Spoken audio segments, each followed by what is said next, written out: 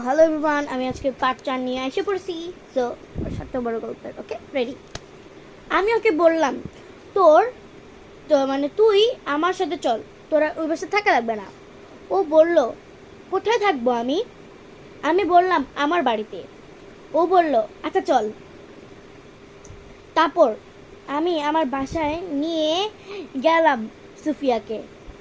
আমার মা বাবা আমাকে অনেক ভালোবাসতো। সুফিয়াকে দেখার পর বলল, এ কে? আমি বললাম ও আমার সাথে থাকে, ও আমার সাথে থাকবে। ওর মা নেই, ওর বাবা বিয়ে করেছে, কিন্তু ওর বাবা ওকে ভালোবাসে না। ওর সৎ মা ওর উপরে অত্যাচার করে। আমার মা বাবা বলল আচ্ছা থাকুক। 3-4 দিন পর যাওয়ার পর দেখলাম ওর বাবার কোনো খোঁজ খবর নেই। সুফিয়া বেঁচে আছে নাকি মরে গেছে। আমরা দুই বোনের মতন হয়ে গেছি।